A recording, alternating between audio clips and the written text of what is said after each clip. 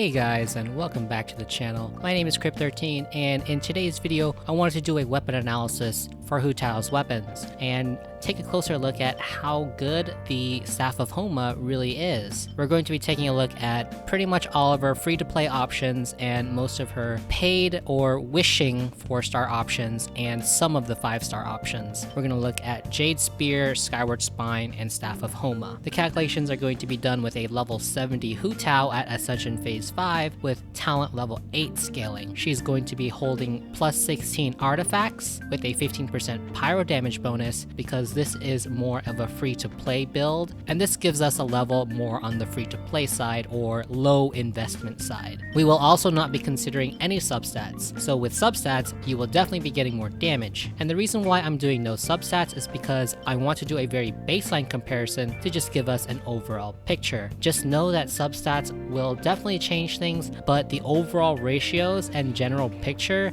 shouldn't change too wildly. However, there are probably exceptions, like adding elemental mastery substats to the Dragon's Bane might not give us much return on our elemental reaction damage, whereas if we were to put that on a weapon with no elemental mastery, then it could boost the elemental reaction damage pretty good. But for simplicity, we need to ignore that and perhaps look into it in a future video. But this overall general baseline comparison should give us a pretty good idea on what our best choices are going to be. Additionally, the Blackcliff Pole and the Staff of Homa will be using a crit rate circlet at plus 16, and everything else is going to be using a crit damage circlet at plus 16. I'm doing it this way because I want to see how this will affect those weapons' already high crit damage main stat. This will help us see if the crit damage percent can actually make up for the lost crit rate, because if I were to double up on crit damage circlet on the Staff of Homa and the Blackcliff Pole, the crit damage charts that I'm going to show are going to be really inflated. So at plus 20, we get 31.1% crit rate or 62.2 crit damage, and at plus 16 we get 25.8% crit rate or 51.6 crit damage. And as a comparison, the Deathmatch gives us 36.8 crit rate and the Blackcliff Pole gives us 55.1% crit damage when they are both level 90 max leveled. Swapping out the circlet for either crit damage or crit rate depending on the weapon kind of makes up for each weapon's main stat. And of course, for the weapons that don't have any crit on it for main stat, it's going to be much more lopsided towards the crit damage side, so we'll just have to remember that those weapons don't have that much crit rate. So let's keep that in mind when we make our observations. So here are some of the main basic charts that we're going to be going through. A chart with all of her damage without any elemental reactions, and the measure for her normal attacks in this chart is going to be her full 6-hit attack string, and for all charts that show normal attack. We have a non-crit damage chart, and then a crit damage chart, a charged attack chart that shows her vaporize and melt damage, and then an all damage chart with elemental reactions. The melt and vaporize damage is for her charged attacks and for her elemental burst. So let's finally jump into each weapon. So our first weapon is the White Tassel. The White Tassel provides us a 48% damage boost to our normal attacks, and compared to our 4-star options, it does pretty well if we go for a normal attack playstyle. Looking through all of the charts, it certainly seems to stack up against all of our other 4-star weapons. However, if we look at a chart that is more focused on Hu Tao's optimal playstyle, where we mainly use charged attacks and bursts, it starts to drop off. And since Hu Tao's kit is definitely centered around her charge attacks to apply Blood Blossom, and because it has very high scaling, you should definitely be using it. So the damage represented in the first couple of charts don't actually fully complement her playstyle.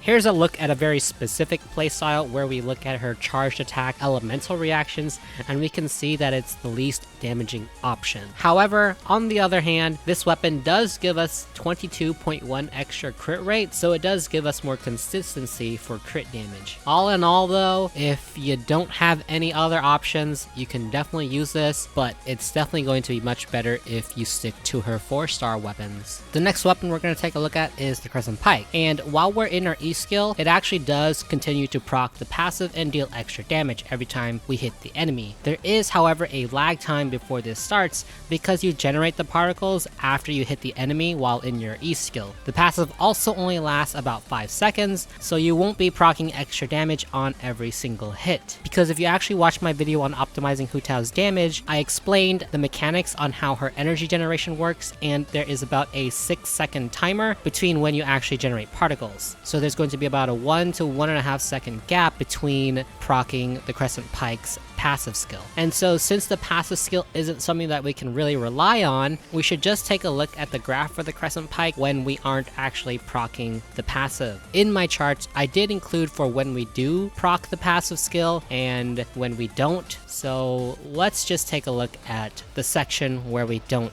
proc the passive, because again, it's just a little bit too inconsistent. Its pure damage numbers are actually quite competitive with most of our 4-star options. It pretty much deals the same damage as the Deathmatch. It also beats the Blackcliff Pole with 0 stacks, but with any amount of stacks, it's going to lose. When we look at the all damage charts, we can see that it slightly beats out its forgeable counterpart, the prototype Starglitter, but again, it's just very slight. Then compared to our 4-star wish weapons, it loses to both the Dragon's Bane and the Lithic Spear.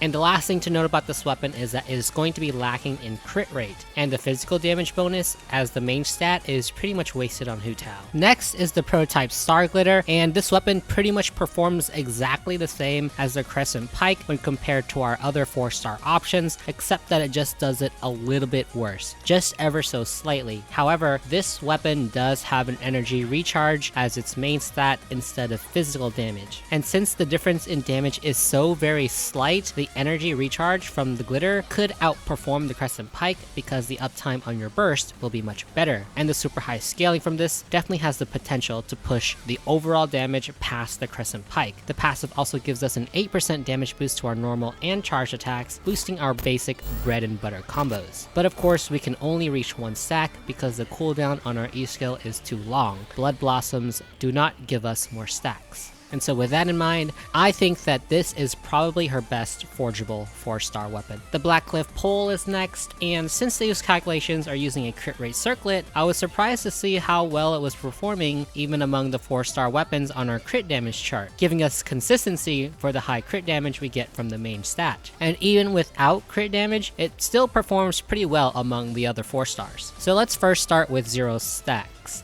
At 0 stacks, the Blackcliff Pole is the least damaging weapon, but not by a ton. All it takes is 1 stack for it to beat other 4-stars except for the Dragon's Bane and the Lithic Spear. A Blackcliff Pole with 3 stacks even beats the Skyward Spine in every capacity. However, it lacks energy recharge. So by the same logic with the comparison between Starglitter and Crescent Pike, the Skyward Spine has the potential to outdamage it from an elemental burst damage point of view because we'll get it more frequently. And compared to the Jade Spear, we are doing about 10% less damage. So at R1, this weapon is a very good free-to-play option. I would say that it is her best free-to-play option among the forgeables and the white tassel. Next are our non-free-to-play options, and we are going to start with the Deathmatch. This weapon pretty much performs basically just the same as the Blackcliff Pole with 0 stacks and the forgeable 4-star weapons. It, however, does give you more consistency with your crit damage than the other 4-star forgeable options. This is because it gives us about a 36% increase to our crit rate. However, if we compare this to the Blackcliff Pole, since we use a crit rate circlet on it, the Blackcliff does more damage with more stacks, with just about the same consistency in crit rate. Compared to the Dragon's Bane and the Lithic Spear, when we look at the all damage with elemental reactions, this weapon doesn't perform very well at all. There's about a 10 to 15% damage difference between the Deathmatch and those two weapons. So having to spend $10 on this weapon when you have pretty good free-to-play options makes this not as worth it in my opinion. However, with refinement, this weapon does deal pretty good consistent damage because the passive uptime is always active, unlike the Blackcliff Pole, for example. We'll take a look at our 5 4-star weapons towards the end of the video. Alright, now let's move on to the Dragon's Bane. So this weapon is very interesting because you would think that the passive effect of the Dragon's Bane is going to always be effective for Hu Tao. More specifically, the fact that you should be dealing 20% more damage against enemies that are affected by Pyro. However, it should be noted that any vaporize or melt reactions will not be affected by the passive, because the enemy is not going to be affected by Pyro, but instead they'll be affected by either Hydro or Cryo. I am fairly certain this is how that interaction works, but if anyone in the comment section knows how this interaction truly works, please let me know, because it can definitely and will significantly change the damage output of this weapon. So I did account for this and I removed the 20% damage bonus for vaporize and melt damage. and in most situations, Hu Tao does want to either vaporize or melt her damage. So with all of that in mind still, this weapon has very high damage output among the 4-star weapon options. When we look at the elemental reaction charts, it slightly overperforms the Lithic Spear and the Staff of Homa when we're above 50% HP. It should be noted that it doesn't do that much more damage, it's just very slightly ahead. This chart shows both damage from melt and vaporize, so this is definitely a bigger gap than you would actually see in the game, because typically you would probably just run one type of reaction, either vaporize or melt. Most of the times it's probably going to be vaporize because it is the most consistent. So if we consider that, I made a chart where we only take a look at her vaporize damage from her charge attacks and burst, and then the individual damage for charge attacks, Blood Blossom, and burst damage. And the overall picture stays pretty much the same. The damage difference is literally less than 1%. Although this weapon does have great damage output potential, it doesn't have any crit rate. So that means the consistency on our crit damage is not going to be that good unless supported by substats. And so here's a chart where we look at that practical damage but with no crit. And we can see that pretty much nothing changes. All the ratios stay pretty much the same. Next up is the Lithic Spear. This is going to be our highest damaging 4-star option without any elemental reactions, even at Refinement 1. It also provides us a very small boost to our crit rate, which is better than nothing. So this is going to be a great option if you have decent crit rate on your substats, because the Deathmatch gives us around 36% crit rate, and the Blackcliff Pole with a crit rate circlet is going to give us 25% to 31% depending on its level. So if you have the substats to back up the Lithic Spears about 9% with 3 Leeward characters or 12% with 4, this is definitely going to be the weapon of choice because it's got such high damage. So in my opinion, this weapon's main problem is that it deals high damage with low crit damage consistency. So that means with higher refinements, this weapon can definitely get even stronger and a little bit more consistent. But again, if we're going to be refining this weapon, then to make a fair comparison, we should also refine the Blackcliff Pole and the Deathmatch, and in that case, those weapons also get a little bit stronger. Moving on to our 5-star options, the first one we're going to take a look at is the Skyward Spine. This is not very great because its overall damage output is comparable to our 4-star options. The only upside to this weapon is the energy recharge for more burst uptime and damage. So that means if you have it, you should definitely use it over 4-star R1 options, but don't go spending money seeking the Skyward Spine. If you have higher refinement 4-star weapons, then those weapons might outperform an R1 Skyward Spine. Next is the Primordial Jade Spear, and this weapon has a crit rate substat, so this is going to give us good consistency on our crit damage. However, there are some problems that must be mentioned because of Hu Tao's playstyle. In order to get max stacks with this weapon, we need to hit the enemy 7 times. With the limited amount of time we have on our E skill, reaching max stacks will take about 3 to 4 seconds of our duration, which is about half. Additionally, if we are spamming charge attacks, the rate we hit enemies to get stacks is going to take a little bit longer. So this means we don't have max stacks if you swap into Hu Tao and immediately pop your E skill.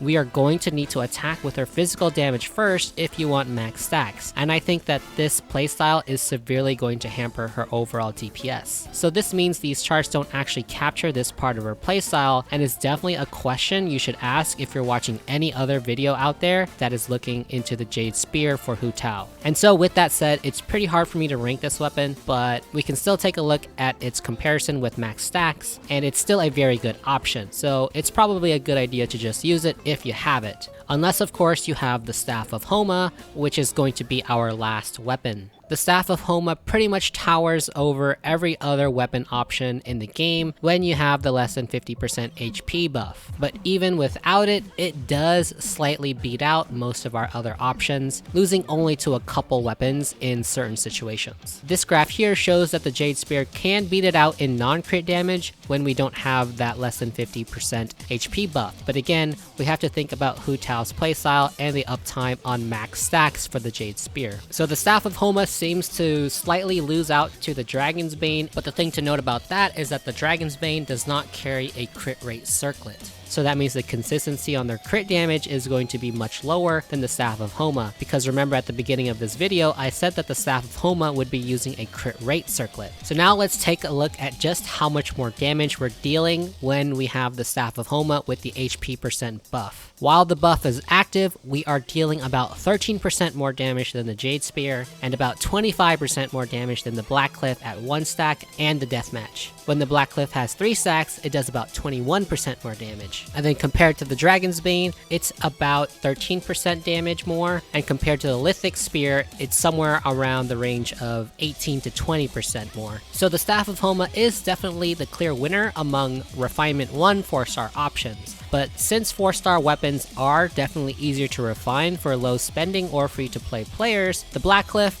the Deathmatch, and the Lithic Spear can definitely begin to compete with an R1 Staff of Homa, so keep that in mind. And I am not including a Refined Dragon's Bane because Refined Dragon's Bane only boosts the extra damage against enemies that are affected by Pyro, and for Hu Tao's playstyle, you're mostly going to be vaporizing, so you're not really taking advantage of that passive skill. So now let's take a look at a chart of refined 4-star weapons and compare them to our 5-star weapons. I have 2 charts here, one where we take a look at all of the damage, and then another one where we take a look at just her vaporize or her practical damage. I did this because I wanted to give you guys peace of mind, just to show you that no matter the graph that we look at, the percent difference between each weapon is practically almost the same. Refined 5 4-star weapons all pretty much start to deal about the same amount of damage as an R1 Skyward Spine. Even the prototype Starglitter is almost hitting as much damage as the Skyward Spine. There's about a 5% difference when we look at the all damage chart, and a 6% difference when we look at our vaporized damage chart. And between the Deathmatch and the Skyward Spine, the Deathmatch is pretty much dealing damage on par with the Skyward Spine. So you'll just have to decide if you want more crit rate or if you want more energy recharge. And then a Blackcliff Pole at 1 stack does perform just very slightly below, but at 3 stacks, it does a lot more damage than a Skyward Spine, about 11% more.